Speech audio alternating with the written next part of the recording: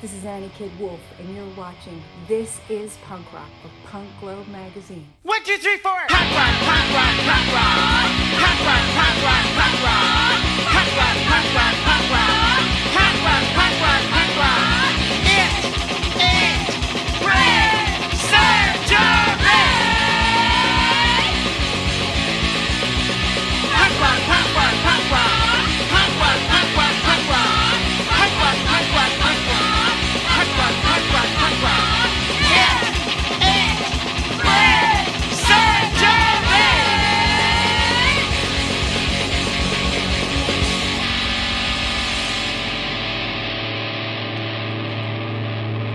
1, 2, 3, 4.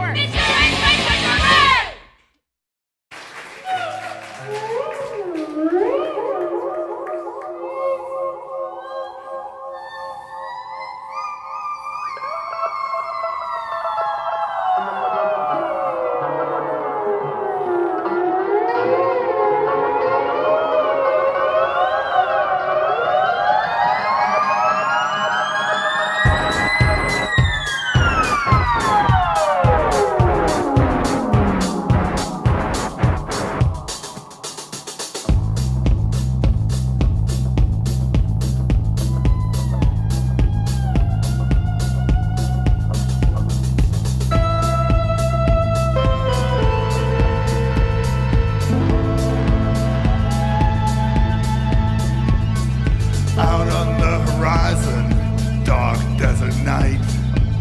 The air is cracked, clean out of sight. The distance is near. I keep on driving. What I came to see here, well, surprised me. I wanna know when the sun goes down. What comes out when the dark comes around? Marfa lights.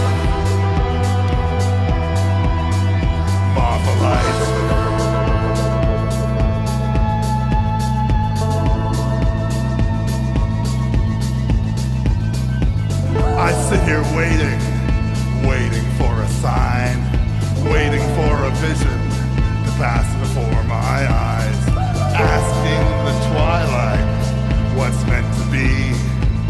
These desert nights, they slip by like a breeze.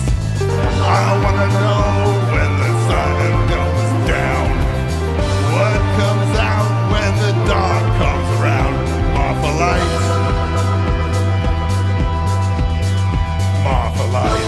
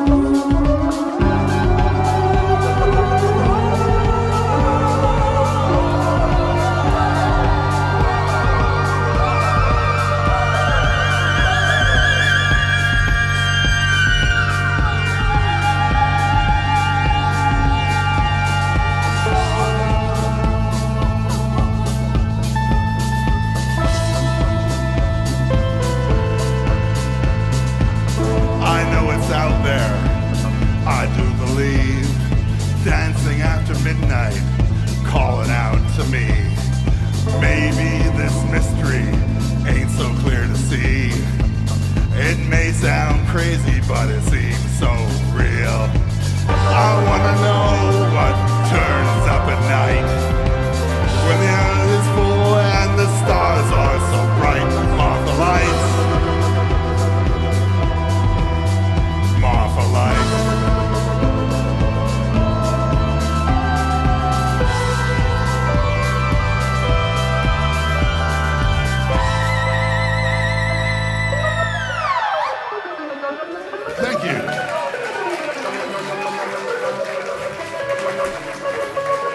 Felix Fung, ladies and gentlemen.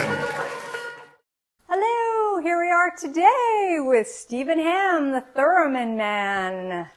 How are you doing, Stephen? Welcome. Thank you, Annie. It's great to be here. It's great to be on Punk Globe. Yeah, Yeah, this yeah. is Punk Rock is the name of the series, and we're doing it for Punk Globe magazine and the fabulous Ginger Coyote. So I really wanted to have you on here because you have a unique perspective on punk rock, and you're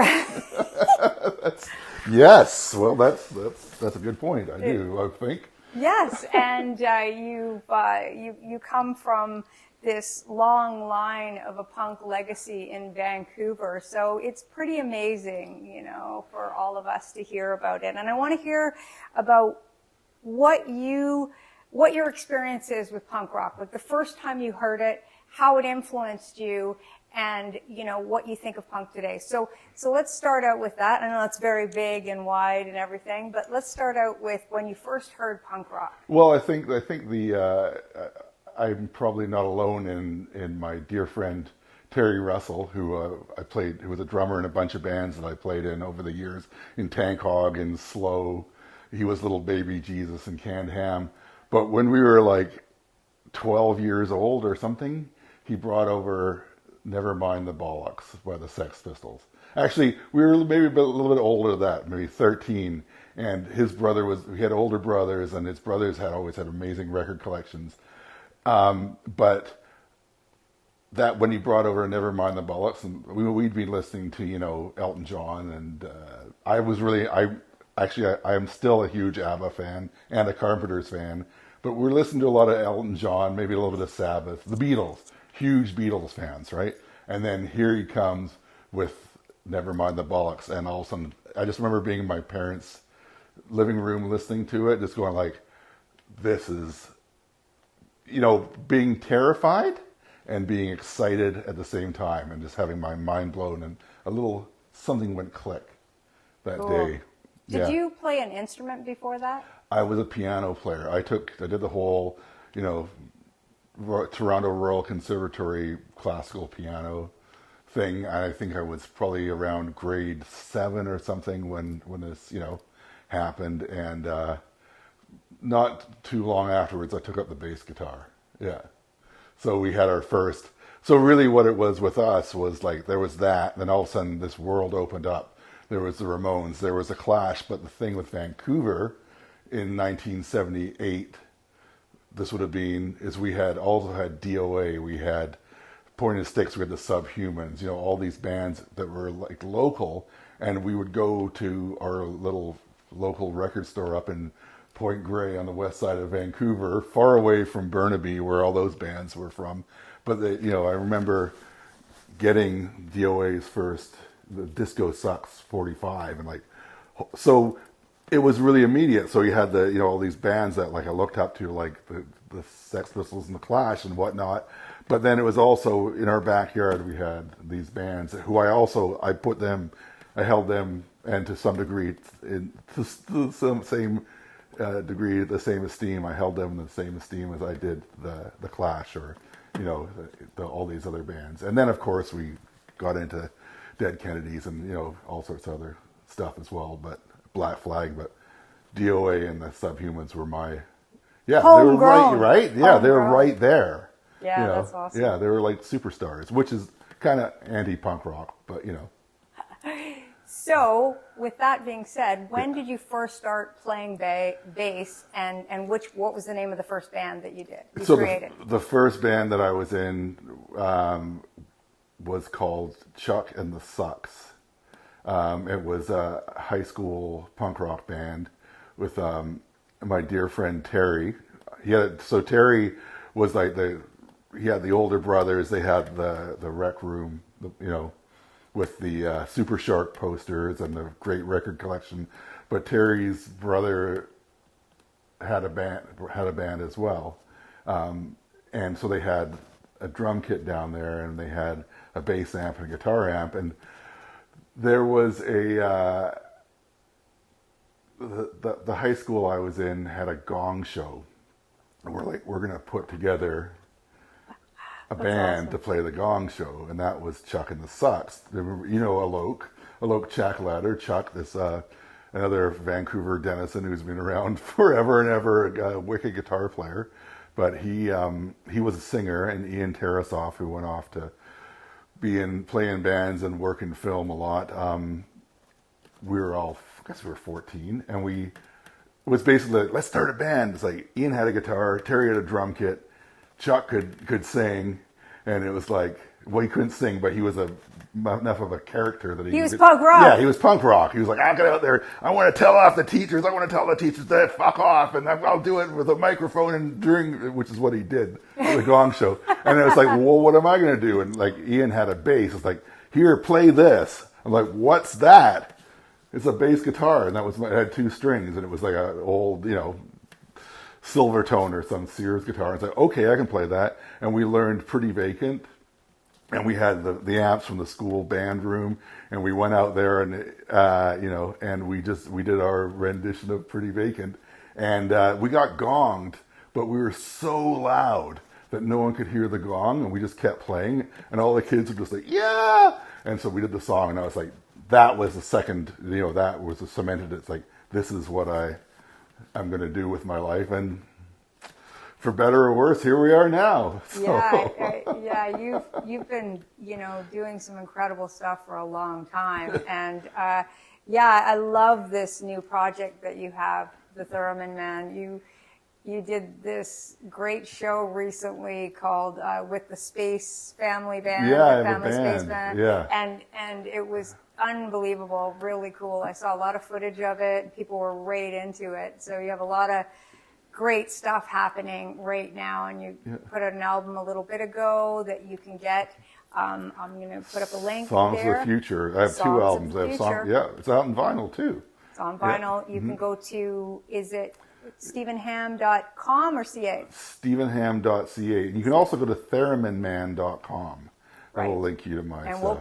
We'll put all the links up here. Yeah. And so then you went from that, and then you played in all kinds of Vancouver punk bands, but you also played in Slow, which Slow was pretty iconic for Vancouver, and right down to the point where your lead singer dropped his pants at Expo '86, and there's a lot of stuff that's happened over your career. Yeah, it became a bit of Canadian lore for punk rock lore.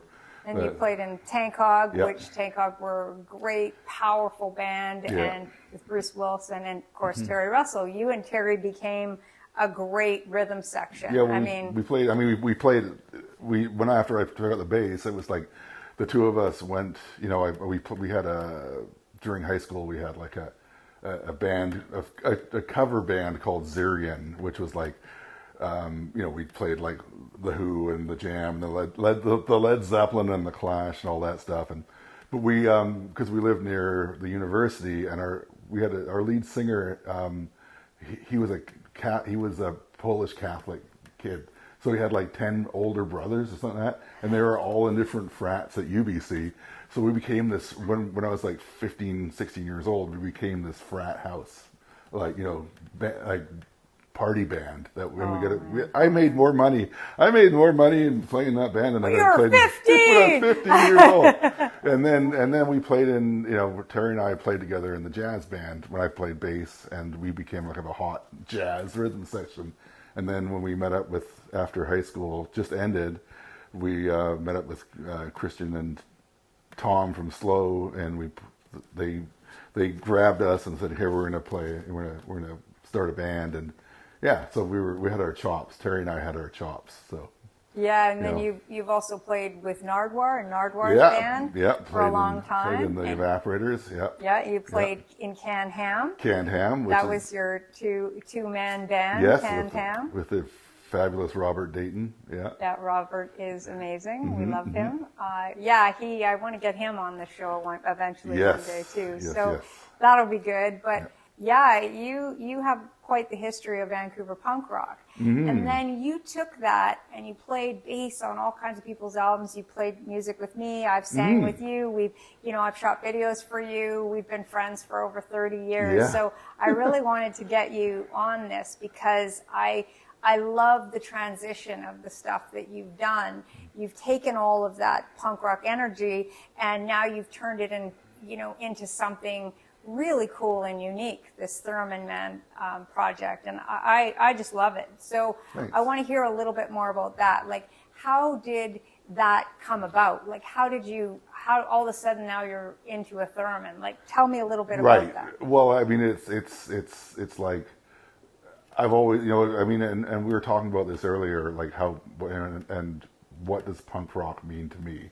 And I always sort of go, I think it was Richard Hell that said, like, it was like, you're doing something that no one else is doing, right? And for better or worse, punk rock is, it's become, there's like, punk rock to some degree, in some circles, is like become the uniform that we sort of rebelled against in the beginning. I was not in the very beginning, but so for me, that's what punk rock has always been. It's like, let's change it. Let's when things are getting Annie, in this day and age, Stephen, there's a lot of fear. There's a lot of we're going through crazy times. This happened with Reagan back in the day. Yep. I'm sure and every time those sort of things happen, people tend to move towards things that are safe. I remember when I got out of high school, I went to like technical school. I was taking drafting or something. It's like, you gotta get a job, get a good job, kind of thing. And so I was doing that, and those were the Reagan years, and we were heading into recession, and things were bad. And I remember the teacher going like, yeah, this is a good time to get a good trade because when times are tough, you got to have something to fall back on. And I just remember going, fuck you. And that's sort of what happens. I get these fuck you moments. That's the punk rock in me, right? Where it's like, It's like that happened then, slow happened not too long after that. It's like, it's like, yeah, this is when you shouldn't be creating art. It's when things get, when things are getting weird like they are right now. This is when we need art, this is when you need to be creating art. It may be hard to do because times are tough, but fuck it, that's always been my rebellion. So this is my rebellion. I could have, I was playing in the Evaporators, which is an awesome band. If we ever play again, maybe we will. Nardwar is doing very well being Nardwar right now. But yeah, I'm going to, it's funny. It always seems like people go towards country music and stuff. And when we have a lot of, this is going to sound unpopular, but we have a lot of cosplay cowboys out there right now. And it's like, well, you're going towards conservatism. And it's like, well, so when everyone else is going conservative, and I love, don't get me wrong. I love the country music. I love Merle Haggard. And I love all those. I love old country, right? for sure. Yeah, I love Johnny Cash. I love Johnny Cash. They're all my Dolly Parton. And Real country. There's good country music out there right now. But so when I was like, the Evaporators had kind of gone on a little bit of hiatus, and I'd been in a bunch of bands, and I was like, speaking of that kind of thing, there's people around, someone like Carolyn Mark, West Coast.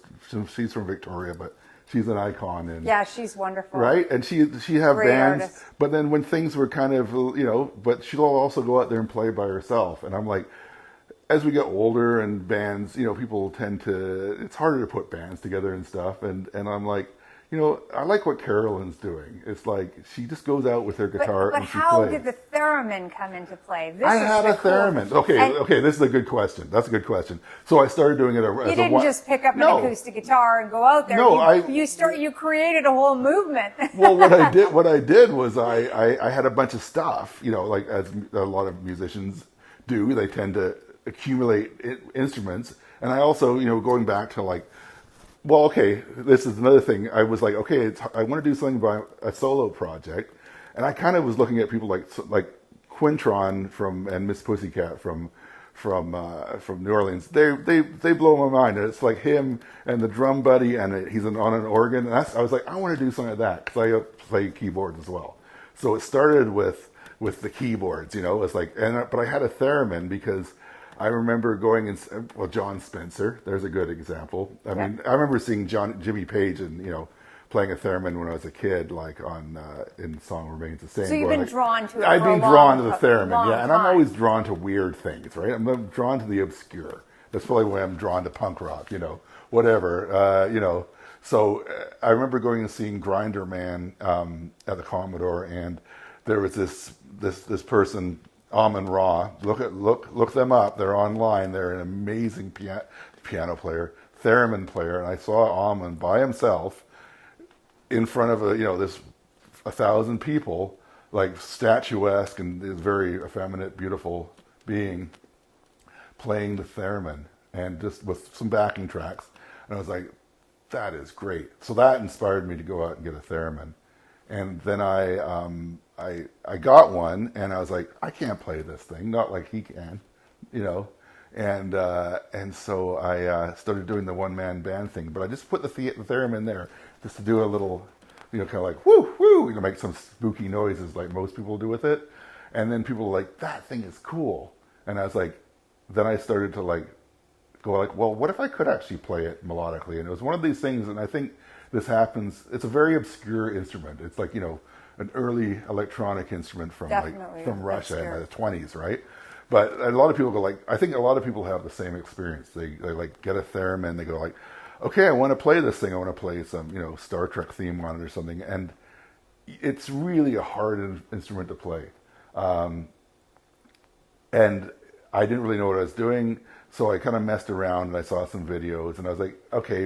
And I think most people at that point just sort of shelved it. But I put it into my act, and then I started to get better at it, and people were like, "Oh, that's cool." And then something clicked. If you stick with the theremin long enough, you like zone into it. Like this is where, this. No.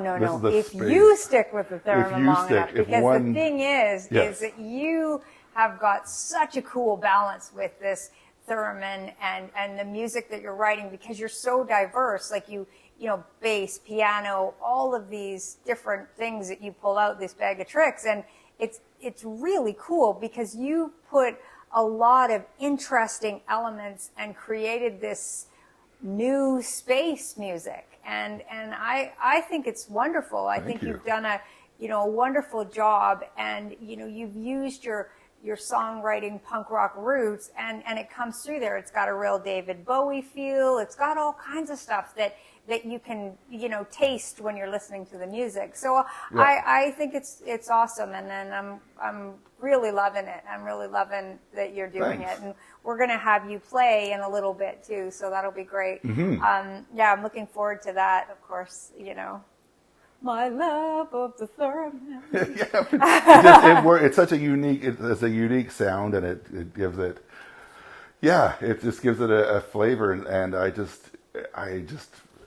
actually, ended up going over to Europe and learning from a few virtuoso players over there, like Lydia Kavina and Carolina Ike, and and I know you take your shit serious. Yeah, well, serious. You take your punk rock serious. I do take my punk rock. Well, I've got that little bit of like formal musician thing going on in the background. Well, that's why I love the combination of it, because you use that so that you back up these really cool songs and this whole movement that you've created with that punk rock attitude, right? And that classical music. I've got to give a shout out to two other guys too, though. And talking about how DOA was like my idols and stuff when I was a kid, and all these bands. Because I was because the scene, because what's so great about punk rock, I was playing in slower or whatever, and then we end up playing with DOA. The first Space Family band show is opening up for the Pointed Sticks, who I really, when I was a kid, was like Pointed Sticks. But after Slow broke up, and coming back to what is punk rock, Dave Gregg from DOA and Ian Tiles, who was in Buddy Selfish, and he plays in the, he was the first drummer in the Pointed Sticks. They had a band called the Grooveaholics, and I'm talking like 1977, 78, and things are pretty, I was like, I think slip it in or whatever, just be, come out around then. It was like Black Flag time and stuff, and things were pretty freaking and intense that way, and they were doing disco. It was like Dave was like, come and play in my band. It's like, well, what are we doing? Well, we're doing chic, and we're doing we're doing a bunch of Casey and the Sunshine Band. We're doing all these great Ohio players, all these bands. I'm like, are you? And then he's like, yeah, that's what we're doing, and you're a good enough bass player to learn that stuff. So come and so I got at that point, I was like, I just come out of like this heavy band that had self-destructed, and I'm like, all of a sudden I'm playing shake, shake, shake, shake, shake, and I'm doing this stuff. Something about that's and very that's punk very rock. this is my point. There we go. This is my point. So I learned early on from the greats, someone like Dave, who played in that. So we turn it on our head. You turn it on its head, right? And and they were like, and people loved it, and better yet, it opened me up to more ideas, and that. So yeah, this is that's what I said. Brought this up because I have to give a shout out to those guys. Yeah, because that's punk rock. And so punk as a movement, right? Yeah. Like I think that punk is music, but it's also a movement, Yeah. right? So we've talked about how the music has gone through you, but as far as the movement goes, there's a lot of do-it-yourself in punk rock. Yeah. And I noticed that with the Theremin Man, you push forward. You're getting your followers, and you're doing tours, and you're playing all kinds of shows solo, and then you have your Space Family band. You have all this stuff. You're just pushing through. You're also writing space opera. I'm going to write a space opera. It's already started, but next year I think that's going to be because there's a real theatrical element to what I do. Definitely. Because I love which comes from Bowie, and it comes from all those it comes from glam, which also It's I think full is, circle. right? Yeah. So what does punk rock mean to you today? What does punk rock mean to me today? Whether it's the movement, the music, what does the word punk rock mean to you in your heart today? It means being true to my own self. Is what it means. Awesome. Which becomes harder and harder to do in the world we live in, right? So, and as we get older, but to thine own self be true. That's that awesome. to me is punk rock. Yeah. Yeah, that's great. Yeah. We had another interview with Ralph Spite, and he talked about recovery as being part of his journey, and I've talked about that before. I haven't drank alcohol in 20 years, and I had to change so much about myself so that I could really focus on who I was to my own self, be true, right? Yeah. And be true to myself. And that's something that's part of your journey too, It is, isn't it? Yeah, just, for sure. Just your own self choices, Yeah, right? yeah. Like just moving on. So do you want to tell us a little bit of how that interconnects with anything? Like how, being sober and music and punk rock? Well, Doing punk rock sober. How doing about that? punk rock sober. Well, that's a really good question. Because it's part of the journey, That was definitely part of my journey. 20 years ago, I decided to do the same thing. So I decided to stop drinking and using, and it was another one of those moments where we have that shift in perception, and the shift of it was for me it was a new inspiration, right? So I don't think I wouldn't be where I am today without that. Absolutely. Yeah. That's awesome. Yeah. I've had people talk to me like, I don't know what I would do without alcohol. I don't know how I would get on stage if I didn't have, a beer, or I didn't, have a Coke, or I didn't have whatever. And for me, it's been an experience where it's been 10 times as good. At first it was difficult and hard, but it's been 10 times as amazing. Yeah. The experience of being on stage and doing it. And I noticed with you over the last so many years, you're so much better. You're so much better in your career with playing bass or playing piano for different groups. I've seen you on stage. I saw you at the Cults with Sunday morning band, and I've seen different things of your progression over the last 20 years, and to get to this Theremin performance. It's great.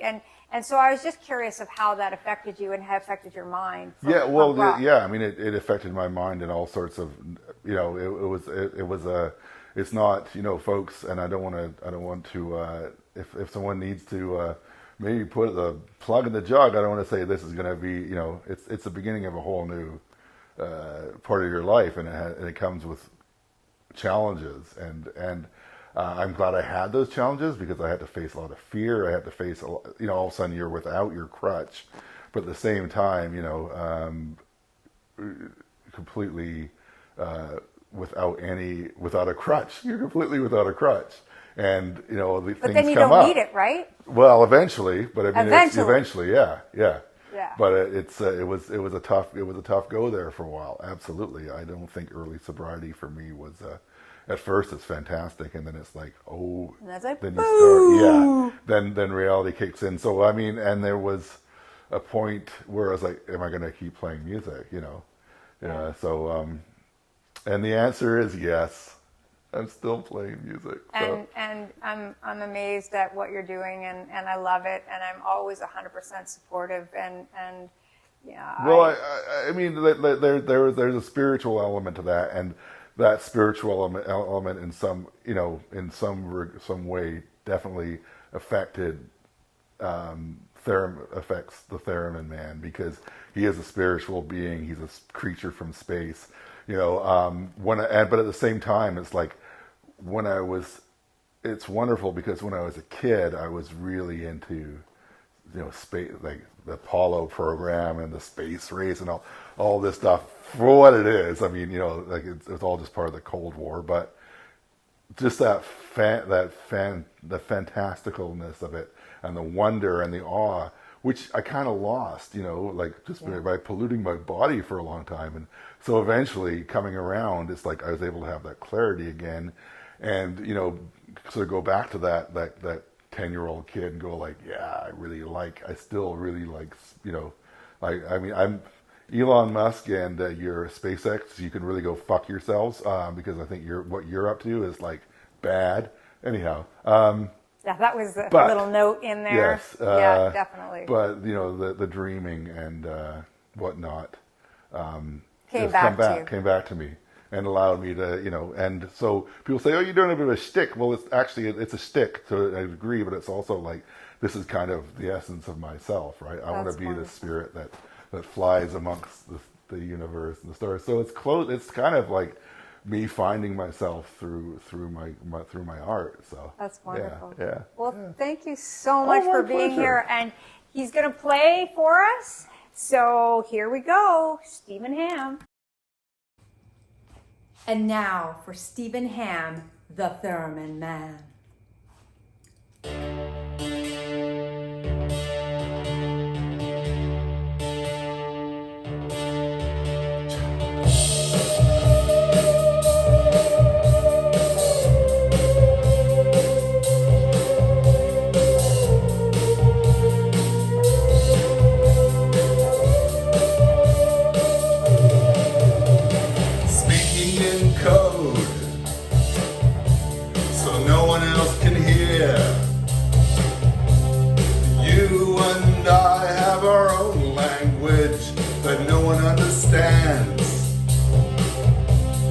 Talk amongst ourselves.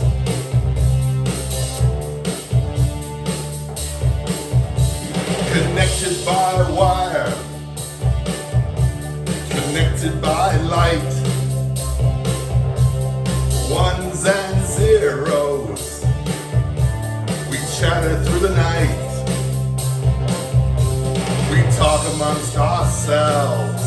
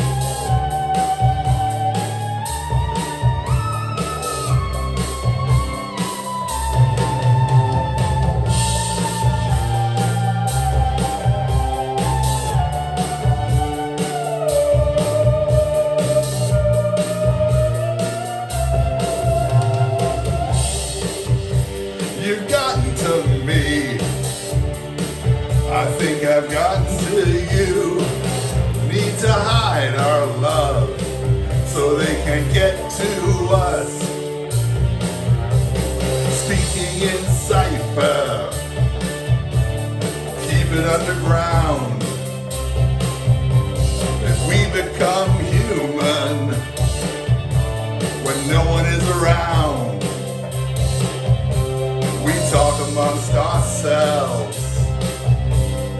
Talk amongst ourselves.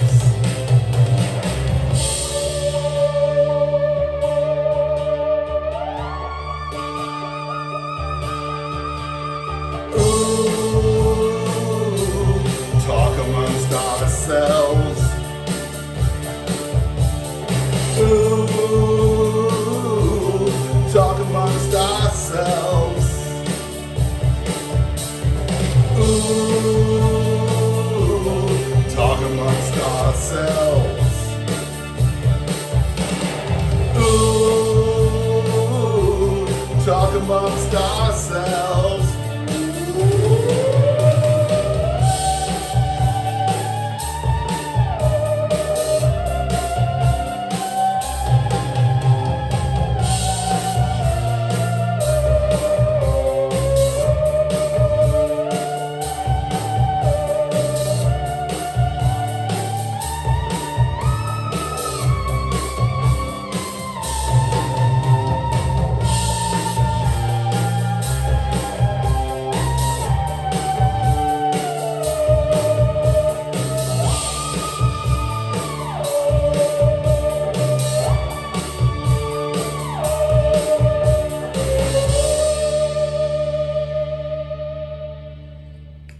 Thank you. Thank you very much. Awesome! Stephen Hamm, the Thurman Man. Thank you Thanks, so Annie. much, Stephen. This is awesome.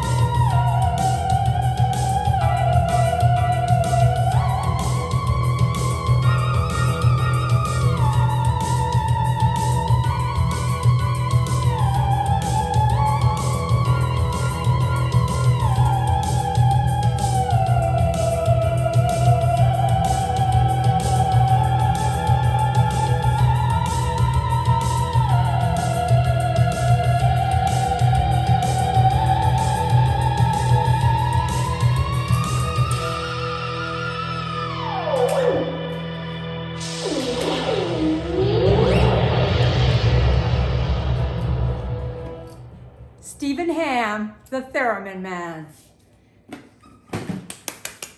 Thank you. Thank you very much.